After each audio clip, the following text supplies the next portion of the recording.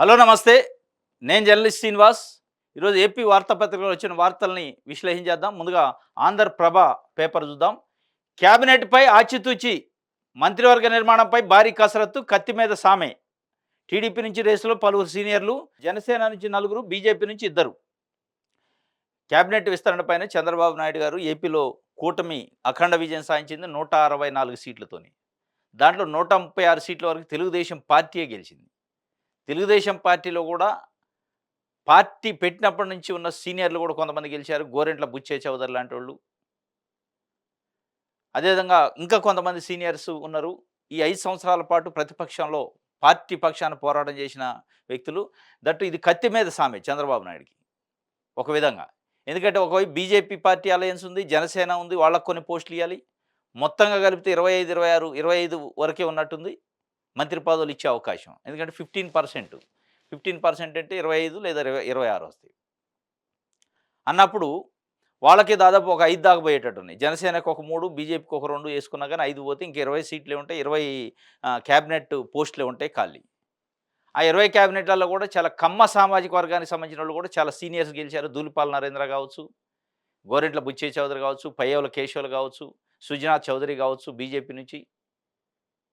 ఇట్లా చాలామంది అంటే ఒకే సామాజిక వర్గానికి సంబంధించి కూడా చాలామంది ఉన్నారు. అటు బీసీలకు న్యాయం చేయాలి, కాపులకు న్యాయం చేయాలి, ఎస్సీ, ఎస్టీలకు న్యాయం చేయాలి, మహిళా రిప్రజెంటేటివ్ కూడా ఉండాలి. ఇవన్నీ బ్యాలెన్స్ చేయటం, సామాజిక సమతుల్యత పాటిస్తూ ఇవ్వాలి. ఎందుకంటే గత గవర్నమెంట్‌లో 2014 నుంచి 19 మధ్యలోనే గోరెంట్ల బుచ్చయ్య చౌదరి గాని, ధూళిపాల నరేంద్ర గాని, పయ్యోల కేశవులు లాంటి వాళ్ళు ఆశించారు వాస్తవంగా. సీనియారిటీ ఉంది. ఇయన్నీ ఉన్నాయి. ఆశించినప్పటికీ కొంతమందికంటే సామాజిక వర్గ సమీకరణల్లో ఒకే సామాజిక వర్గానికి ఎక్కువ బెర్తులు ఇవ్వటం ఒక నెగెటివ్ ఇండికేషన్స్ పోతాయని ఆ రోజు గోరింట్ల బుచ్చయ్య చౌదరి గాని, ధూళిపాల నరేంద్ర గాని ఇవ్వలేదు. పత్తిపాటి పుల్లారావు ఇలాంటి వాళ్ళకి కొంతమందికి ఇచ్చారు. ఇప్పుడు తప్పనిసరిగా బుచ్చయ్య చౌదరి గారు గాని, ధూళిపాల నరేంద్ర గాని, పయ్యోల కేశవులు గాని వీళ్ళందరూ గెలిచున్నారు. అత్యంత సీనియర్ నాయకులు తెలుగుదేశం పార్టీలో. తెలుగుదేశం పార్టీని నమ్ముకొనున్నారు. నిమ్మల రామానాయుడు గాని ఇట్లాంటి వాళ్ళు. ఇట్లా కమ్మ సామాజిక వర్గంని బ్యాలెన్స్ చేయాలి. కమ్మ సామాజిక వర్గంతో పాటు బీసీ సామాజిక వర్గాన్ని కూడా బ్యాలెన్స్ చేయాలి. తెలుగుదేశం పార్టీ అంటేనే బీసీ పార్టీ. బీసీలకు సంబంధించి పట్టుగొమ్మగా ఉన్న పార్టీ అనేది ఉంది. అట్ ద సేమ్ టైమ్ కాపు సామాజిక వర్గాన్ని కూడా న్యాయం చేయాలి. ఎందుకంటే పవన్ కళ్యాణ్‌తోని పొత్తుంది. పవన్ కళ్యాణ్ వల్ల కాపు సామాజిక వర్గం ఓట్లు మొత్తం కూడా కూటమికి టర్న్ అయినాయి అనేది ఉంది. ఎస్సీ, ఎస్టీ, బీసీ, కాపు ఈ ఈక్వేషన్స్ ఏపీలో సహజంగా ఉంటే దాంతో పాటు రెడ్డి, కమ్మను కూడా బ్యాలెన్స్ చేయాలి. ఇదంతా మరి కత్తి మీద సామే. మొత్తానికైతే క్యాబినెట్ మీద ఆచితూచి పెద్ద ఎత్తున కసరత్తు చేస్తానట. ఎందుకంటే పొత్తులు వల్ల ఒక 5 బెర్తుల్ని అలయన్స్ పార్టీలకి ఇయ్యాల్సొస్తుంది. ఇంక 20 మిగులుతున్నాయి. 20లో కూడా వీళ్ళందరిని అడ్జస్ట్ చేయాలి. రెడ్డి, కమ్మ, ఎస్సీ, ఎస్టీ, బీసీ, కాపు ఈ సామాజిక వర్గాలను తెలుగుదేశం పార్టీ పక్షాన అడ్జస్ట్ చేయాలి. దానిపైన కసరత్తు జరుగుతుందట. దీంట్లో ఎందుకంటే ఏమాత్రం తేడా వచ్చినా మళ్ళీ అసంతృప్తులు, రకరకాల ఇబ్బందులు ఇవి ఉండే అవకాశం ఉంది కాబట్టి మరి జగన్మోహన్ రెడ్డి గారు లాస్ట్ 5 ఇయర్స్‌లో 2 ఫ్ టూ 2 ½ ఇయర్స్ ఇచ్చిండు మంత్రి పదవులు. అట్లా ఏమన్నా ఇస్తాడా? అట్లిచ్చి అందరిని సంతృప్తిపరిచే కార్యక్రమం ఏమైనా చేస్తారా? లేదు కంటిన్యూగా కొనసాగే విధంగా 5 సంవత్సరాలకి ఒకేసారి ఇస్తే మిగతా వాళ్ళకి అవకాశాలు లేవని ఏమైనా అసంతృప్తి పెరిగే అవకాశం ఉందా? ఇయన్నీ కూడా ఆలోచించుకోవాలి వాస్తవంగా. ప్రక్షాళన కొత్త సీఎస్‌గా విజయానంద్, సెలవుపై వెళ్లిన సీఎస్ జవహర్ రెడ్డి, డీజీపీగా గుప్తా కొనసాగింపు, సీఎంఓలోను మార్పులు, కొత్తగా సాయి ప్రసాద్, గిరిజాశంకరు, సిద్ధార్థ జైన్ మరికొంతమంది అధికారుల నియామకంపై కసరత్తు, ఇంటెలిజెన్స్ చీఫ్‌గా బాలసుబ్రహ్మణ్యం అట. చంద్రబాబు ప్రమాణ స్వీకారం లోపు సీఎంఓ పూర్తి ప్రక్షాళన అయితది అని చెప్పి ఒక వార్త ఇచ్చారు. ప్రక్షాళన చేస్తున్నారట. సీఎస్‌ని, డీజీపీని, డీజీపీని అయితే ఆయన్నే కొనసాగిస్తారట గుప్తాని. సీఎస్‌ని ఆల్రెడీ సెలవులో పంపించారు జవహర్ రెడ్డిని. కొత్త సీఎస్ రావచ్చు అంటున్నారు. కొత్త సీఎస్‌గా నీరబ్ కుమార్ ప్రసాద్ గాని, విజయానంద్ గాని ఇద్దరు పేర్లు వినిపిస్తున్నాయి. Senior IAS officer Neerabh Kumar Prasad గాని, ఈ విజయానంద్ గాని వీళ్ళిద్దరిలో ఎవరినన్నా పెడతారట. ఇంటెలిజెన్స్ చీఫ్ కూడా మారే అవకాశం ఉంది. ఇంటెలిజెన్స్ చీఫ్‌ని బాలసుబ్రహ్మణ్యం అట. ఇంకోటి సిద్ధార్థ జైన్, గిరిజాశంకర్, సాయి ప్రసాద్ ఇట్లాంటి సీనియర్ ఐఏఎస్ ఆఫీసర్‌ని అంటే చంద్రబాబుకి, నాయుడుకి సంబంధించి ఆయన ఆయన కోటరీ. ఎందుకంటే కొత్తగా సీఎం అయిండు. కొత్త గవర్నమెంట్ కాబట్టి ఆయనకు నచ్చిన వ్యక్తుల్ని, ఆయన కన్వీనియంట్‌గా ఉన్న ఆఫీసర్‌లను పెట్టుకునే అవకాశం ఉంది కాబట్టి తప్పనిసరిగా వీళ్ళందరూ ఎందుకంటే వైఎస్ఆర్‌సీపీ ఆధ్వర్యంలో ఉన్న ఆఫీసర్‌లనైతే పక్కన పెట్టే అవకాశం ఉంది. అది పొలిటికల్‌గా రొటీన్ వ్యవహారం. ఎందుకంటే తప్పనిసరిగా ఎందుకంటే ఆ 5 సంవత్సరాలు వాళ్ళ కొమ్ము కాసి ఉంటారనో, లేకపోతే ఆ జగన్మోహన్ రెడ్డి గారి దగ్గర పనిచేశారు కాబట్టి తప్పనిసరిగా వాళ్ళని పక్కన పెట్టి కొత్త వ్యక్తుల్ని కొత్త ఆఫీసర్‌లని తీసుకునే అవకాశం ఉంది. దానికి సంబంధించిన ప్రక్షాళన మొత్తం ఈ నెల 12న ముఖ్యమంత్రిగా చంద్రబాబు నాయుడు గారు ప్రమాణ స్వీకారం చేసేటప్పటికి ఇదంతా ప్రక్షాళన చేస్తారట. ఈ చేసే కార్యక్రమం అంతా చేస్తారని చెప్పి ఒకటిచ్చారు. ఇది ఆంధ్రప్రభకి సంబంధించి. నెక్స్ట్ మనం దిశ పేపర్ చూద్దాం. దిశ పేపర్‌లో వణుకుతున్న వైసీపీ లీడరు, కేడరు. అధికారుల అండ లేకుండా ఆంధ్రాలో మనుగడ ఎలా? ప్రతిపక్ష హోదా లేదు, రాదు. 40 మంది సలహాదారుల ఊసే లేదు. జనమే గట్టిగా తిరగబడుతుంటే తట్టుకోవడం ఎలా? అని చెప్పి ఒక విధంగా నిన్న మొన్న పెద్ద ఎత్తున ఆంధ్రప్రదేశ్ రాష్ట్రంలో వైఎస్ఆర్‌సీపీకి సంబంధించిన కార్యకర్తలు, నాయకుల పైన తెలుగుదేశం పార్టీ, కూటమికి సంబంధించిన నాయకులు, కార్యకర్తలు, నాయకులు కొన్ని ఏరియాలలో డైరెక్ట్‌గా దాడి చేసిన ఘటనలు నూజివీడులోనే ఎక్కడ కత్తి పట్టుకొని కౌన్సిలర్ మీద దాడి చేసి డైరెక్ట్‌గా పోలీసుల ముందే పొడిచే పరిస్థితికొచ్చింది.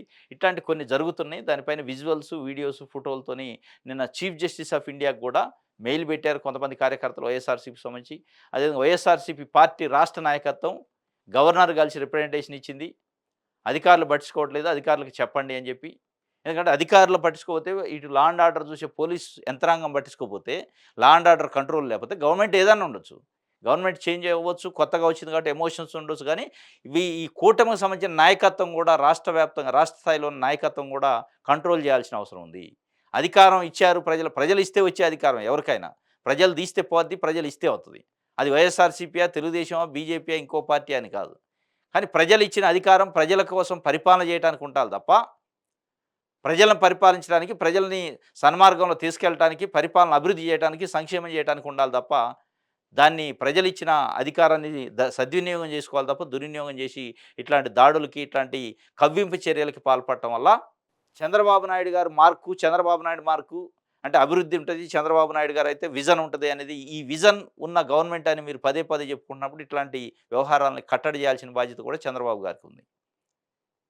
ఎందుకంటే లా అండ్ ఆర్డర్ గ్రామాలలో ఒకసారి కంట్రోల్ తప్పింది అంటే మీ ఫెయిల్ అయినట్టు ప్రభుత్వం. కాబట్టి తప్పనిసరిగా ఈ వణుకుతున్న వైసీపీ లీడర్‌లో, కేడర్‌లో వాస్తవం అది. ఆ ఇప్పుడు అది పార్టీ ఏదైనా రావచ్చు. పార్టీ ఇయాల అధికారం ఇచ్చారు తెలుగుదేశం పార్టీకి, ఇయాల ఉంది. రేపు మళ్ళా పోవచ్చు. మొన్నటి వరకు వైఎస్ఆర్‌సీపీకి అధికారం ఇచ్చారు. వాళ్ళు చేసినా, వీళ్ళు చేసినా అది తప్పే. చేయాల్సింది ప్రజలిచ్చే అధికారం దేనికోసం ఇస్తారు? ప్రజల్లో అధికారం దేనికోసం ఇస్తారు? ప్రజలకు సంబంధించిన సంక్షేమం, ప్రజలకు సంబంధించిన అభివృద్ధి, పరిపాలన ప్రజలకు చక్కగా అందించడానికి ఇస్తారు.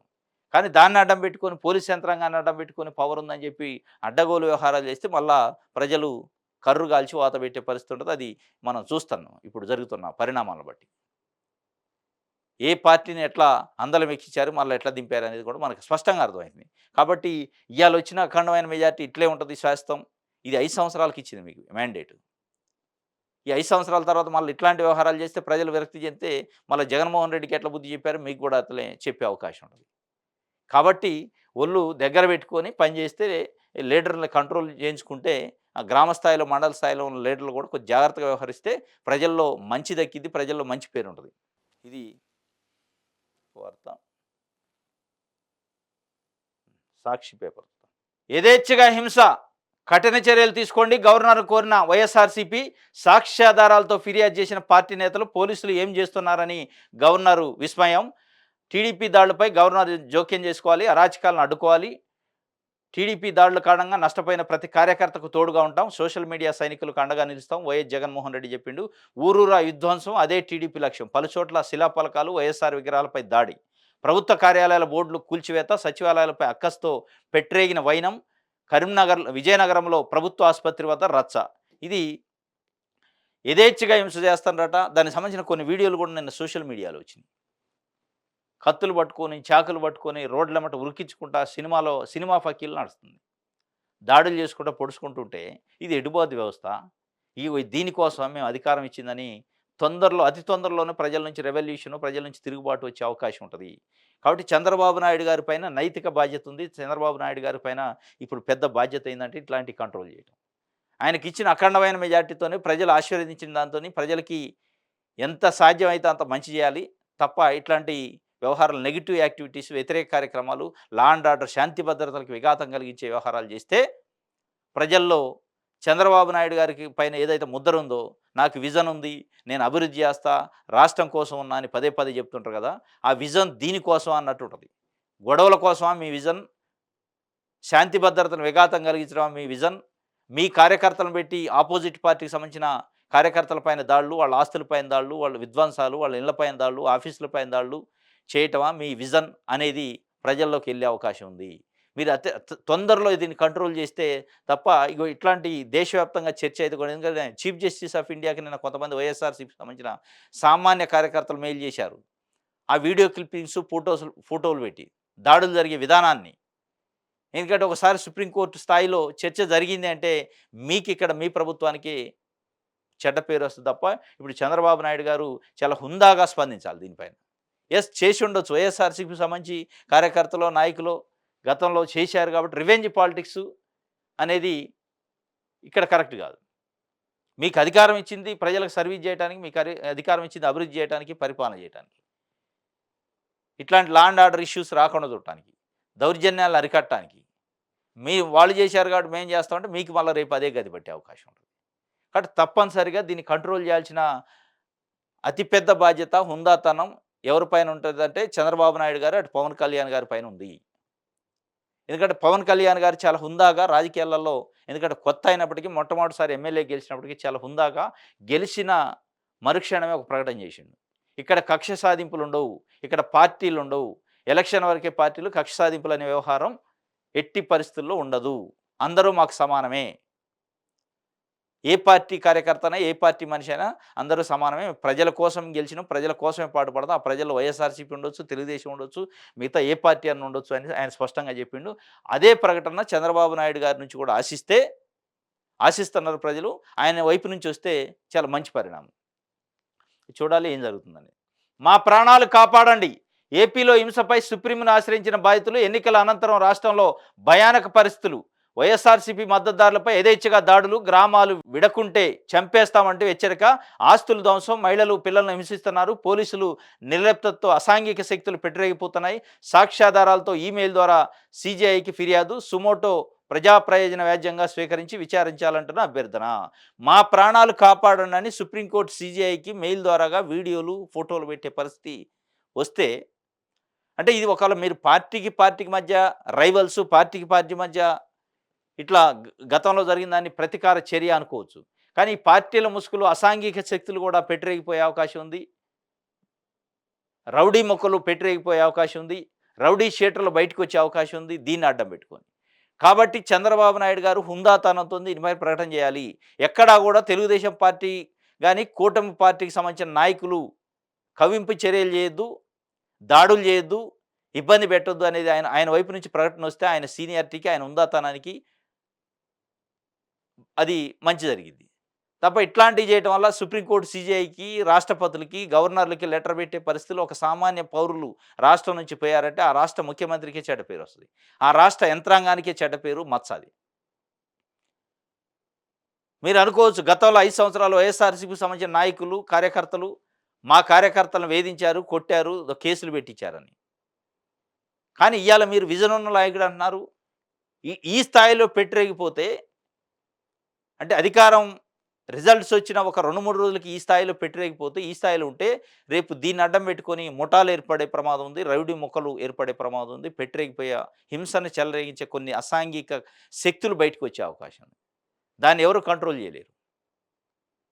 కాబట్టి దీన్ని తప్పనిసరిగా కంట్రోల్ చేయాల్సిన బాధ్యత చంద్రబాబు నాయుడు గారి పైన ఉంది. సాక్ష్యాధారాలతోని ఇచ్చారట ఈమెయిల్ ద్వారా, సుమోటోగా సేకరించి పబ్లిక్ ఇంట్రెస్ట్ లిటిగేషన్ కింద తీసుకోని కూడా చెప్పారు. గ్రామాలను వదిలిపెట్టి పోకపోతే మిమ్మల్ని చంపేస్తామని డైరెక్ట్ బెదిరిస్తున్నాడు. వైఎస్ఆర్‌సీపీ సానుభూతి పరులు, వైఎస్ఆర్‌సీపీ కోసం పనిచేసిన కార్యకర్తలు, తప్పులేదు, ఎవరికి నచ్చిన పార్టీలో వాళ్ళు ఉంటారు, తప్పేముంది? అందులో ఓడిపోయినంత మాత్రంలో గ్రామం వదిలిపోవటానికే మీకు అధికారం ఇచ్చింది దేనికి? ప్రతి గ్రామంలో ప్రతి మనిషికి సర్వీస్ చేయడానికి కదా. మీరు ఉండొద్దు, ఈ రాష్ట్రంలో ఉండొద్దు, ఈ గ్రామంలో ఉండొద్దు, ఈ ఊర్లో ఉండొద్దు, మీరు వెళ్ళిపోతే తప్ప మీ ప్రాణాలు తీస్తాం, చంపుతాం అంటే ఏం మెసేజ్ ఇస్తున్నట్టు? కాబట్టి తప్పనిసరిగా దీన్ని కంట్రోల్ చేయాలి. కంట్రోల్ చేయకపోతే ఏపీ ఒక బీహార్ లెక్క అయింది అనే ఒక చర్చ ఇప్పుడు ఏపీలో జరుగుతుంది. ఏపీని ఒక బీహార్ లెక్క చేస్తారా, ఏపీని ఒక ఏపీ లెక్కనే ఉంచుతారా అనేది చంద్రబాబు నాయుడు గారి చేతిలో ఉంది ఇలా. ఏపీ మరో బీహార్ అనే ఒక చర్చ, ఏపీ మరో బీహార్ అనే దేశవ్యాప్తంగా పొలిటికల్ పార్టీలు, పత్రికలు చర్చించుకునే పరిస్థితిని తీసుకొస్తారా? లేదంటే ఏపీ శాంతి భద్రతలకి ఆదర్శం, ఏపీ ఏపీని చూసి మనం నేర్చుకోవాలనే పద్ధతిలో చంద్రబాబు నాయుడు గారు చేస్తారా అనేది ఆయన హుందాతనం పైన ఆధారపడుతుంది. ఆయన స్పందన పైన ఆధారపడుతుంది. ఆయన స్పందిస్తారో లేదో చూడాలి. ప్రమాణ స్వీకారం 9వ తేదీన నరేంద్ర మోదీ, 12వ తేదీన చంద్రబాబు. నరేంద్ర మోదీ వరుసగా మూడోసారి ప్రధానమంత్రిగా ఆదివారం సాయంత్రం ప్రమాణ స్వీకారం చేయనున్నారు. కొత్తగా ఎంపికైన 293 మంది ఎన్డీఏ లోక్సభ సభ్యులు శుక్రవారం ఢిల్లీలో సమావేశం కానున్నారు. మోదీని తమ నేతగా ఎన్నుకోనున్నారు. అనంతరం ఆ ఎంపీల జాబితాను రాష్ట్రపతికి సమర్పిస్తారు. ఇది 9th రోజు నరేంద్ర మోడీ గారు ప్రమాణ స్వీకారం చేస్తారు. 293 మంది ఎన్డీఏ కూటమికి సంబంధించిన ఎంపీలతోని ఈరోజు ఢిల్లీలో మీటింగ్ ఉంది. ఆ మీటింగ్ తర్వాత ఆ మంత్రివర్గం, ఆ కూర్పు అదంతా ఉంటుంది. 9 నాడు అంటే ఆదివారం సాయంత్రం ప్రమాణ స్వీకారం ఉంటుందట. ప్రమాణ స్వీకారానికి ఎన్డీఏకి సంబంధించిన నాయకత్వం మొత్తం అటెండ్ అయ్యే అవకాశం ఉంది. దాని తర్వాత 12వ తేదీన అమరావతిలో, విజయవాడలో చంద్రబాబు నాయుడు గారికి సంబంధించి ముఖ్యమంత్రిగా ప్రమాణ స్వీకారం ఉంటుంది. అదే రోజు కొంతమంది మంత్రులు కూడా ప్రమాణ స్వీకారం చేసే అవకాశం ఉంది. దానికి సంబంధించి కూడా ఒక వార్త ఇచ్చారు. ఇది వార్త. ఇంకోటి నిన్న జగన్మోహన్ రెడ్డి గారిని కొంతమంది గెలిచిన ఎమ్మెల్యేలు, గెలిచిన ఎంపీలు, అదేవిధంగా ఓడిపోయిన ఎమ్మెల్యేలు, ఓడిపోయిన మంత్రులు అంతా కలిశారు. ఆ కలిసిన సందర్భంలో వాళ్ళు మాట్లాడుకున్న దానికి కూడా ఒక వార్త ఇచ్చారు. మన విశ్వసనీయతే పునర్వైభవానికి పునాది. వైఎస్ జగన్ను క్యాంపు కార్యాలయంలో కలిసిన గెలుపొందిన ఎమ్మెల్యేలు, ఎంపీలు, అభ్యర్థులు, ఎమ్మెల్సీలు, పార్టీ నేతలు పార్టీ శ్రేణులకు అండగా నిలవాలని వైఎస్ఆర్సీపీ అధ్యక్షుడు వైఎస్ జగన్ ఆదేశించిండట. మన విశ్వసనీయతే మన పూర్వ వైభవానికి పునాది అని చెప్పి జగన్మోహన్ రెడ్డి గారు ఆ గెలిచిన ఎమ్మెల్యేలకి, ఎంపీలకి, ఎమ్మెల్సీలకి, అదేవిధంగా ఓడిపోయిన వాళ్ళకి కూడా ఒక ధైర్యం చెప్పి పార్టీ క్యాడర్ని కాపాడుకోండి, పార్టీ క్యాడర్ని అంటిపెట్టుకొని ఉండండి, పార్టీ శ్రేణులకు అండగా నిలవండి, నేనున్నా, మీరు అధైర్యపడొద్దని కూడా కొంత ధైర్యం చెప్పిండు ఆయన. ప్రతి గడపకు మంచి చేసిన చరిత్ర మందే.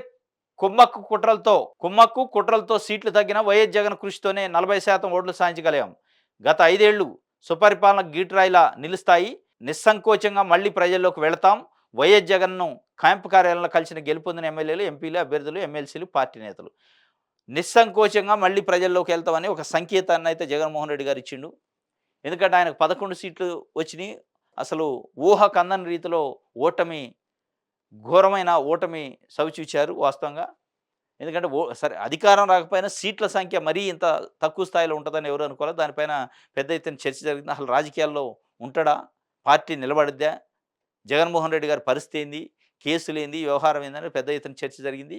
మొత్తానికైతే ఆయన ఒక గట్టి భరోసా అయితే ఇచ్చిండు. ఎట్టి పరిస్థితుల్లో నిస్సంకోచంగా ప్రజల్లోకి వెళ్తాం, ప్రజల్లో నిలబడతాం, మనకున్న విశ్వసనీయతే మనల్ని పూర్వ వైభవానికి తీసుకొస్తుంది, దాంట్లో డౌట్ లేదు, మీరు డౌట్ పడద్దు, మీరు ఎట్టి పరిస్థితుల్లో ప్రజలకి కార్యకర్తలకు అండగా ఉండండి, పార్టీని కాపాడుకోండి, పార్టీ కార్యకర్తల శ్రేణులకు అండగా నిలుస్తూ మీరు ప్రయాణం చేయండి, నేను చూసుకుంటా, నిస్సంకోచంగా మళ్ళీ తిరిగి ప్రజల్లోకి వెళ్తాం, తిరిగి ప్రజల మెప్పు పొందుతాం, దాంట్లో డౌటే లేదు, మనకు విశ్వసనీయత ఉంది, ఆ విశ్వసనీయతే మనకి పునాది రాయి అని చెప్పి ఆయన చెప్పిన పరిస్థితి.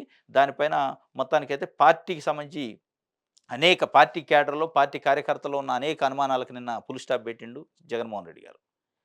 ఒక గట్టి సమాధానం చెప్పిండు. నిస్సంకోచంగా మేము ప్రజల్లోకి మనం వెళ్తాం, మనం నిలబడతాం, మళ్ళా పైకి లేస్తాం, మీరు డౌట్ పడాల్సిన అవసరం లేదు అన్నాడు. కాబట్టి ఇప్పుడు కొంత కార్యకర్తలు కూడా ధైర్యం తెచ్చుకునే అవకాశం ఉంది. దీనికి సంబంధించి వార్త ఇచ్చారు. కొత్త ప్రభుత్వం ఏర్పాటు కాకముందే రాష్ట్ర వ్యాప్తంగా టీడీపీ మూకలు ఉన్మాదంతో స్వైర విహారం చేస్తున్నాయని, పలుచోట దాడులకు తెగబడుతున్నాయని వైఎస్ఆర్సీపీ నేతలు ప్రస్తావించారు. వైఎస్ఆర్సీపీ నాయకులు, కార్యకర్తల ప్రాణాలకు హాని తలపెట్టడమే కాకుండా ఆస్తుల విధ్వంసానికి తెగబడుతున్నారని, దీనిపై వెంటనే స్పందించిన వైఎస్ జగన్ పార్టీ శ్రేణులకు అండగా నిలిచి భరోసా కల్పించాలని నాయకులను ఆదేశించారు.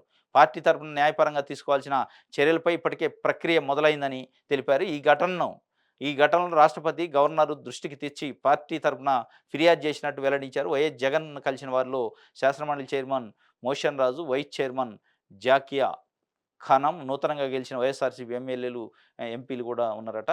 ఆయన ఈ పార్టీకి సంబంధించి ఈ ఈ విధ్వంసానికి విధ్వంసానికి గురైన వాళ్ళకి న్యాయపరమైన అండ కూడా పార్టీ నుంచి ఉంటుంది. దానికి సంబంధించిన ప్రక్రియ కూడా స్టార్ట్ అయింది. 40% ఓట్లతోని మన విశ్వసనీయత వల్లనే 40% ఓట్లు వచ్చినాయి. దాంట్లో తప్పనిసరిగా మనం ఉంటాం అని చెప్పి అండగా ఉండాలి పార్టీ కార్యకర్తలు కానీ కూడా చెప్పిండు. ఇంకోటి, ఆగుతున్న అభిమానుల గుండెలు, జగన్ ఓటమిని తట్టుకోలేక పలువురు మృతట. మృతుల కుటుంబాలకు వైఎస్ఆర్సీపీ నేతల పరామర్శ, అండగా ఉంటామంటూ భరోసా. తిరుపతి జిల్లాలో ఇంకోటి ఇట్లా దెందులూరులోట వైఎస్ఆర్ జిల్లాలో ఇట్లా కొన్ని అంటే వైఎస్ జగన్మోహన్ రెడ్డి గారికి సంబంధించి ఈ ఓటమిని జీర్ణించుకోలేక ఆహ్, గుంటూరు జిల్లా అనకాపల్లి, ప్రకాశం ఇట్లా అక్కడక్కడ పాపం హార్ట్ స్ట్రోక్స్ ఇట్లా రకరకాలుగా టెన్షన్‌తోని చనిపోయిన పరిస్థితి. వాళ్ళకి సంబంధించి వైఎస్ఆర్‌సీపీ అభిమానులు, జగన్మోహన్ రెడ్డి గారి అభిమానులు, ఆగుతున్న అభిమానుల గుండెలు అని చెప్పి జగన్ ఓటమిని తట్టుకోలేక పలువురు మృతి. వైఎస్ఆర్‌సీపీ మృతుల కుటుంబాలకు వైఎస్ఆర్‌సీపీ నాయకులు అండగా ఉంటారు, పరామర్శిస్తారు, భరోసా ఇస్తారు. అదే జగన్మోహన్ రెడ్డి కూడా నాకు తెలిసి వీళ్ళకి డైరెక్ట్‌గా భరోసా ఇచ్చే అవకాశం ఉంది. ఎందుకంటే ఇట్లా పాపం చాలా చోట్ల చనిపోయిన పరిస్థితి. వీళ్ళకి పార్టీ అండగా ఉంటదని చెప్పి ఒక వార్తనిచ్చారు. సార్వత్రిక ఎన్నికల్లో వైఎస్ ఓటమిని తట్టుకోలేక గురువారం కూడా పలువురు గుండెపోటుతో మృతి చెందారు. మృతుల కుటుంబాలను వైఎస్ఆర్సీపీ నేతలు పరామర్శించి వారికి అండగా ఉంటామని భరోసా ఇచ్చారు. అల్లూరు సీతారామరాజు జిల్లా జీమాడుగులకు సమీపంలోని గాంధీనగర్ చెందిన వైఎస్ఆర్సీపీ నేత కిల్లో మోహన్ తండ్రి కిల్లో అప్పారావు ఈ నెల 4వ తేదీన ఓట్ల లెక్కింపులో జగన్ వ్యతిరేకంగా వస్తున్న ఎన్నికల ఫలితాలను చూసి గుండె నొప్పితో అస్వస్థతకు గురయ్యాడు. కుటుంబ సభ్యులు ఆసుపత్రి తరలించి మెరుగైన వైద్యం కోసం 108లో పాడేరు జిల్లా ఆసుపత్రికి తీసుకెళ్లారు. అయినా ఆరోగ్య పరిస్థితి విషయంతో విశాఖ కేజీహెచ్‌కు తరలించారు. అక్కడ చికిత్స పొందుతూ గురువారం తెల్లవారుజామున మృతి చెందిందట. అబ్బయ్య చౌదరి ఓటమితో అభిమాని ఆత్మహత్య దెందులూరులోట. తిరుపతి జిల్లాలో కూడా శ్రీరాములు ఆత్మహత్య అంటే చనిపోయిండు గుండెపోటుతోని. మృతుడి కుటుంబాలకు కొడాలి నాని 5 లక్షలు సాయం చేసినట్టు గుడివాడలో అనుకోడు. కృష్ణా జిల్లా గుడివాడ మండలం సైదేపూడికి చెందిన పిట్ట అనిల్ కుమారు ఆత్మహత్య చేసుకుండేను పాపం. అంటే ఓటమిని తట్టుకోలేక. ఇట్లా కొంతమంది ఆత్మహత్య, కొంతమంది గుండెపోటు, కొంతమంది స్ట్రోక్సు ఇట్లా వచ్చి మొత్తానికి చనిపోతున్నారు. అభిమానులకైతే అండగా ఉంటది. వైఎస్ఆర్‌సీపీ పార్టీ అని జగన్మోహన్ రెడ్డి కూడా చాలా స్పష్టంగా చెప్పిండు. కాబట్టి అధైర్యపడకుండా ఇట్లాంటి ఆత్మహత్యలు, ఇట్లాంటి టెన్షన్స్ తీసుకోవాల్సిన అవసరం లేదు. ఎందుకంటే రాజకీయాల్లో గెలుపోవటంలనే సహజం. కాబట్టి ప్రజలు కూడా ఆలోచించుకోవాలి. ఇకపై రాజకీయ పాలన పార్టీ శ్రేణులకు పూర్తి ప్రాధాన్యత ఇచ్చి మార్పు చూపిస్తా, బిజీగా ఉన్న సమయం కేటాయిస్తా, మీరు బాధ్యతగా ప్రజలకు సేవ చేయండి. ఎంపీలతో టీడీపీ అధినేత చంద్రబాబు నాయుడు. 12ని చంద్రబాబు ప్రమాణ స్వీకారం. గతంలో వలె కాకుండా ఈసారి రాజకీయ పాలన ఉంటుందని ఎంపీలకు టీడీపీ అధినేత చంద్రబాబు స్పష్టం చేశారు. ఇకపై మీరు మారిన చంద్రబాబును చూస్తారు. బ్యూరోక్రాట్స్ పాలన ఎంత మాత్రం ఉండదు. చంద్రబాబు మారరు అనే అపవాదు నాపై ఉంది. ఇక అలా ఉండదు. మీరే ప్రత్యక్షంగా చూస్తారు. ఎంపీలందరూ తరచూ వచ్చి కలవండి. నేను బిజీగా ఉన్నా కూడా మీతో మాట్లాడతా, కలవండి అని చెప్పి ఒక వార్తని ఇచ్చారు. ఇది అంటే ఎంపీలకి నిన్న గెలిచిన తెలుగుదేశం పార్టీకి సంబంధించి 16 మంది గెలిచిన ఎంపీలతో ఒక సమావేశం పెట్టింది. ఎందుకంటే ఈరోజు ఢిల్లీలో ఎన్డీఏ ఎంపీల సమావేశం ఉంది కాబట్టి ఆ సమావేశానికి సంబంధించిన వ్యవహారం మొత్తం మిగతా చర్చించారు. ఆ సందర్భంలో ఇకపైన రాజకీయ పాలన ఉంటుంది. గతంలో లెక్క బ్యూరోక్రాట్స్ పైన అడ్మినిస్ట్రేషన్ అంటే ఒక సీఈఓ లెక్క చేసిండు చంద్రబాబు నాయుడు గారు. పార్టీని పట్టించుకోలేదు గతంలో అధికారంలో ఉన్నప్పుడు అనే ఒక అపవాదు ఉంది. దాన్ని తొలగించేందుకు చంద్రబాబు నాయుడు పరిపాలన ఇకపై మీరు చూస్తారు ప్రత్యక్షంగా మారిన అనేది. నన్ను మారరు అని అంటున్నారు. కానీ మారిన వ్యవహారం మీరే చూస్తారు కళ్ళతోని. కాబట్టి రాజకీయ పైన పరిపాలన ఉండదు తప్ప బ్యూరోక్రటిక్ పరిపాలన ఉండదు. మీరు ఎప్పుడంటే అప్పుడు రావచ్చు. పార్టీకి కూడా టైం కేటాయిస్తా, కలుస్తా అని కూడా ఆయన చెప్పిన పరిస్థితి చూడాలి ఏం జరిగిద్దనేది. ఇది విషయాలు ఆంధ్రాకి సంబంధించి. నెక్స్ట్ ఆంధ్రజ్యోతి చూద్దాం. పాలనలో ప్రక్షాళన ప్రమాణ స్వీకారానికి ముందే కీలక చర్యలు. అడ్డగోలు ఐపీఎస్లకు గేట్లు క్లోజు, ఐఏఎస్ల విషయంలోనూ కీలక నిర్ణయాలు. సెలవుపై జవహర్ సీఎస్గా కొనసాగేందుకు చివరిదాకా ప్రయత్నం. సెలవుపై వెళ్లాలని ముందుగానే సంకేతాలు. జగన్ హయాంలో అడ్డగోలుగా అధికార ప్రయోగం. ఆయన తప్పించాలని ఈసీకి టీడీపీ ఫిర్యాదులు. అయినా కొత్త సర్కారులో పాగాకు విఫలయత్నం. సీఎస్కు సాంప్రదాయం కూడా తెలియదా? ఆయన తీరుపై సీనియర్ల విస్మయం. సెలవుకి ఓకే. వైసీపీ ఐపీఎస్లకు భంగపాటు. పిఎస్ఆర్ సంజయ్లకు దొరకని బాబు దర్శనం. గేటు కూడా దాటని సెక్యూరిటీ సిబ్బంది. నిఘాధిపతిగా విపక్షాలపై పిఎస్ఆర్ వేధింపులు. ప్రభుత్వం మారగానే మొదలైన సినిమా. గేటు వద్ద ఆపేసిన సెక్యూరిటీ, వెనుదిరిగిన పిఎస్ఆర్. సెలవుకు యత్నం. వీల్లేదనడంతో 2 ఏళ్ల ముందే సర్వీస్ నుంచి తప్పుకునేందుకు యోచన. తప్పుడు కేసులు పెట్టిన సిఐడి సంజయ్కు నో ఎంట్రీ. అడ్డు పెట్టిన కారణం బలవంతంగా తీయించిన పోలీసులు. అర్ధరాత్రి బాబును అరెస్ట్ చేసిన కొల్లి విలవిల. జగన్ హయాంలో 3 పోస్టులు, అవన్నీ పీకివేత. వైసీపీ ఐపీఎస్లకు భంగపాటట. ఇప్పుడు ఆంధ్రజ్యోతి వార్త ఎట్లా ఉంటుందంటే ఐపీఎస్లు ఐఏఎస్ల ఆఫీసర్లు ఉంటారు. అంటే వైసీపీకి నియమించుకున్న ఐపీఎస్లు, తెలుగుదేశం పార్టీ నియమించుకున్న ఐపీఎస్లు ఇట్లా ఉండరు కదా. కనీసం వైసీపీ ఐపీఎస్లు అంటే వైఎస్ఆర్సీపీ పార్టీ రిక్రూట్ చేసిందా వాళ్ళని? ఆ పార్టీకి సంబంధించిన ప్రభుత్వంలో పనిచేశారు కాబట్టి, ఆ పార్టీ ప్రభుత్వంలో ఏదో ఒక శాఖ నిర్వహించారు కాబట్టి, ఆ శాఖలో నిర్వహించినందుకు వైసీపీ ప్రభుత్వం, వైసీపీ ఆఫీసర్లంటే, రేపు తెలుగుదేశం పార్టీ గవర్నమెంట్ వచ్చింది కూటమికి సంబంధించిన. అంటే తెలుగుదేశం పార్టీ ఐపీఎస్‌లు, తెలుగుదేశం పార్టీ ఐఏఎస్‌లు అనేదేమన్నా ఉంటదా?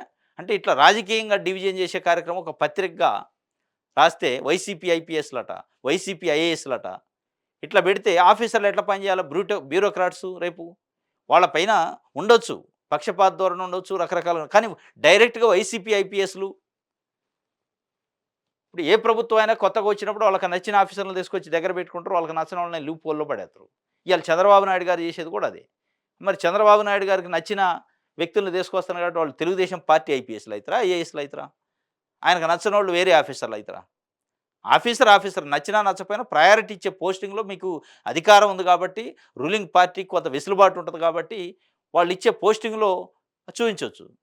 కానీ ఈ ముద్రలేసి వైసీపీ ఐపీఎస్‌లో వాళ్ళకి భంగపాటయింది. ఏముంటది భంగపాటు ఆఫీసర్‌కి? ఇక్కడ కాకపోతే ఇంకో దగ్గర చేత్తరు ట్రాన్స్‌ఫర్ అయ్యి. లేదు లూప్‌లో ఏస్తరు. అంతకంటే చేసేదైతే ఉండదు కదా! ఇప్పుడు జగన్మోహన్ రెడ్డి ఏం చేసిండు? తెలుగుదేశం పార్టీకి అనుకూలంగా ఉన్న ఆఫీసర్‌లను ఏం చేసిండు? లూప్‌లో పడేసిండు. వాళ్ళు సర్వీస్ చేయలేదా? వాళ్ళు లేరా సర్వీస్‌లో? వాళ్ళు ఈ భూమి మీద బతకలేదా? ఇయాల వాళ్ళకి మంచి రోజులు రావచ్చు. తప్ప ఇట్లాంటి ఒక బ్యూరోక్రాట్స్ పైన ఇట్లాంటి విష ప్రచారం చేసి ఇట్లా వాళ్ళ మీద ఒక ముద్రేసే కార్యక్రమం చేసి వాళ్ళకి కూడా ఒక రకంగా పరిపాలన చేయడానికి వెసులుబాటు ఉండదు. ఎందుకంటే రేపు మళ్ళీ ఏ పార్టీ గెలుస్తదో మనకెందుకు అనే పరిస్థితికి వస్తది. మంత్రి పదవుల కోసం టీడీపీలో భారీ పోటీ క్యాబినెట్‌లో చేరనున్న లోకేష్, పవన్ చేరికపై రాని స్పష్టత. జనసేనకు 3-4 బెర్తులు. రేసులో నాదెండ్ల మనోహర్, కొణతాల రామకృష్ణ, కందుల దుర్గేష్, నానాజీ కూడా. బీజేపీకి 2 పదవులు ఇచ్చే ఛాన్సు. జిల్లాలు, సామాజిక సమీకరణలు ఆధారంగా చంద్రబాబు కసరత్తు. మారిని చంద్రబాబును చూస్తారు. అధికారుల పాలన కాదు ప్రజాపాలన.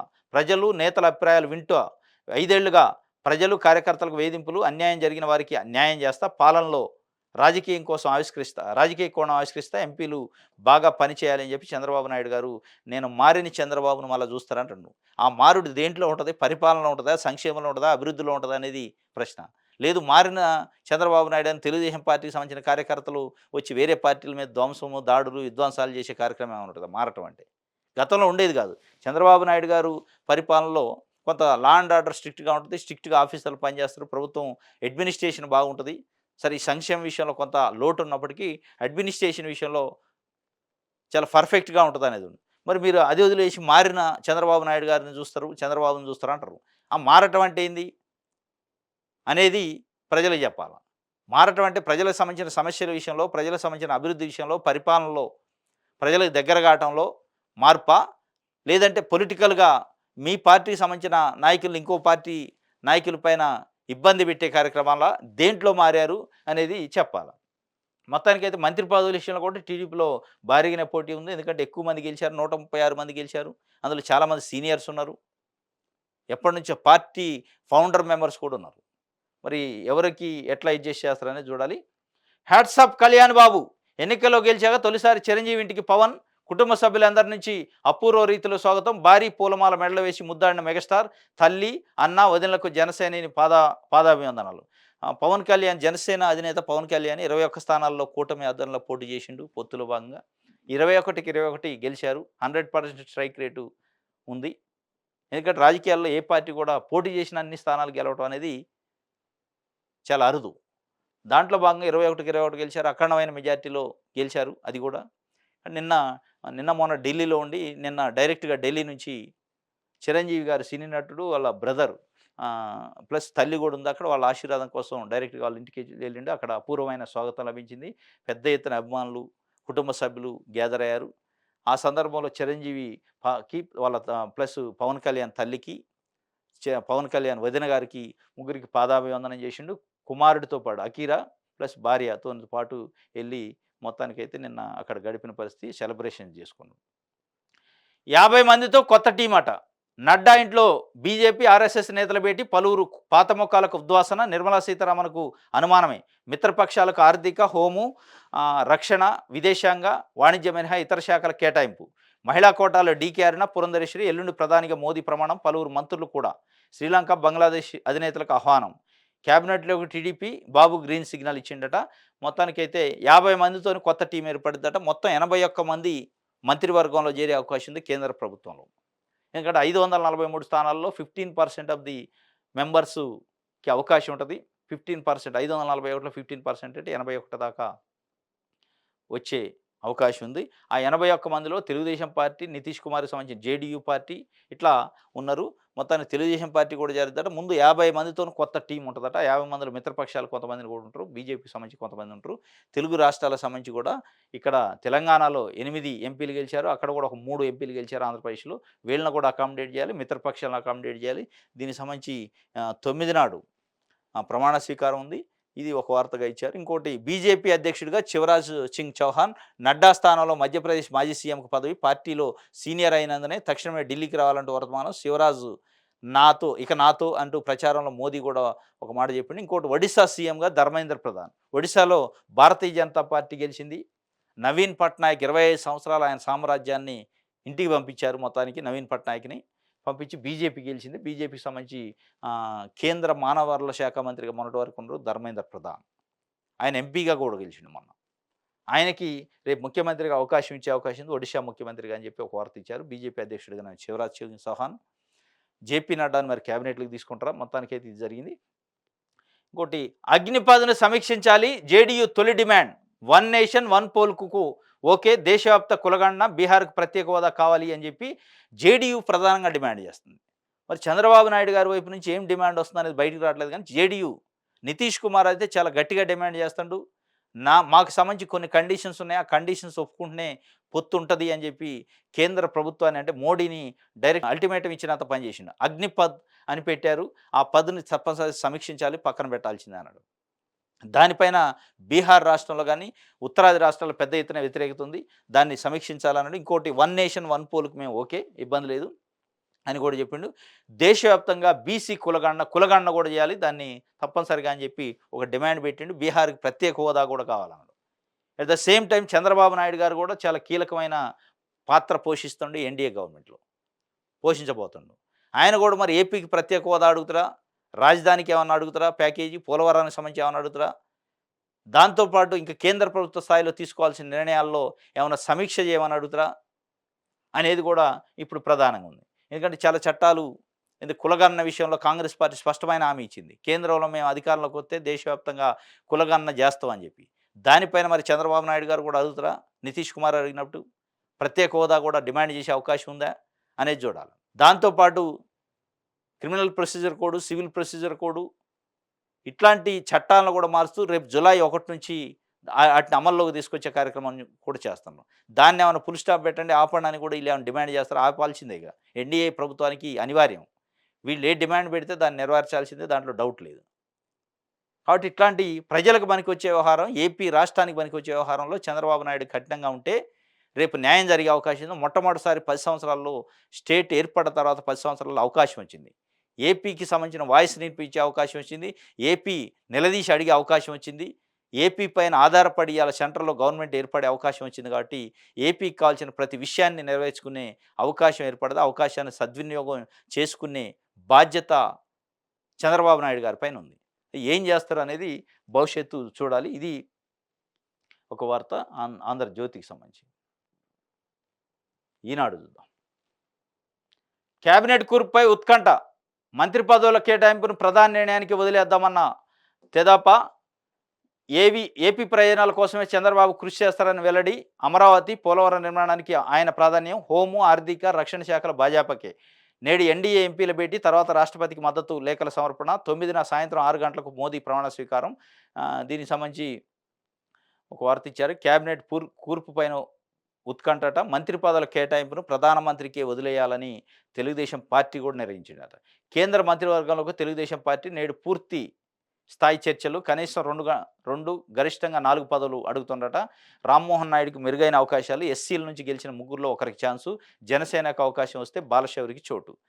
మొత్తానికైతే కేంద్ర మంత్రి పదవుల్లో కూడా తెలుగుదేశం పార్టీ 4 అడుగుతుండట. 2 క్యాబినెట్, 2 సహాయ మంత్రులు, ఒక స్పీకర్ కూడా అడుగుతుండని ఒక వార్త వచ్చింది. గరిష్టంగా 4, కనీసం 2. దాంట్లో రామ్మోహన్ నాయుడు సీనియర్ ఎంపీ. ఆయన ఎర్రమనాయుడు కుమారుడు. తెలుగుదేశం పార్టీకి లాయల్ ఫ్యామిలీ. ఆయనకి మెరుగైన అవకాశాలు ఉన్నాయి. క్యాబినెట్ హోదా ఇచ్చే పదవి అయితే ఇచ్చే అవకాశం ఉంది. ఆయనతో పాటు ఎస్సీ నుంచి 3 గెలిచారట ఎంపీలు. ఆ ముగ్గురులో ఒకళ్ళకి అవకాశం వచ్చే అవకాశం ఉంది. హర్షకుమార్ అది అమలాపురం నుంచి, అదేవిధంగా బాపట్ల నుంచి ఇట్లా ఒక ముగ్గురు గెలిచారు. దాంట్లో మాజీ లోక్‌సభ స్పీకర్ బాలయోగి కుమారుడు కూడా ఉండు అమలాపురం నుంచి. మరి ఆయనకేమన్నా అవకాశం ఇస్తారా? లేదంటే మాజీ ఐపీఎస్ ఆఫీసరు కృష్ణప్రసాద్ బాపట్ల నుంచి గెలిచిండు ఆయనకిస్తారా గానీ మొత్తానికైతే ఒక ఎస్సీ నుంచి రామ్మోహన్ నాయుడు ఈయనకి గూడా ఇచ్చే అవకాశం ఉంది. మిగతా ఇంకోటి మొత్తానికైతే ఒక 4 అడుగుతున్నారు. జనసేన గూడా అడిగే అవకాశం ఉంది. ఇది ఒక వార్త ఇచ్చారు. సీఎస్‌గా నీరబ్ కుమార్ ప్రసాద్ నేడు ఉత్తర్వులు జారీ సెలవుపై ఎళ్లిన జవహర్ రెడ్డి. సీఎం ప్రత్యేక ప్రధాన కార్యదర్శిగా రవిచంద్ర గూడా సీఎంకి సంబంధించి స్పెషల్ సెక్రటరీ రవిచంద్ర అట. సీఎస్‌గా నీరబ్ కుమార్ ప్రసాద్, ఇంకోటి విజయానంద్ గూడా అంటున్నారు. వీళ్ళిద్దరిలో ఎవరికో ఒకళ్ళకి వచ్చే అవకాశం ఉంది. ఈరోజు దానికి సంబంధించిన ఆర్డర్‌లు గూడా వచ్చే అవకాశం ఉందట. ఎందుకంటే 12 నాడు ప్రమాణ స్వీకారం ఉంది. సీఎస్ చేతుల మీదనే మొత్తం ఆ కార్యక్రమం అంతా శిరోమణి జరిగిద్ది. ప్రమాణ స్వీకారం ఓత్ శిరోమణి. కాబట్టి ఆయనకి ఈ లోపే నియమించుకోవాలనేది చూస్తున్నాం. ఇది ఒక వార్త ఈనాడుకు సంబంధించి. ఇది ఈరోజు ఏపీలో వార్తాపత్రికలకు సంబంధించిన విశ్లేషణ. రేపు తాజా వార్తలతోని తిరిగి కలుసుకుందాం. Thank you.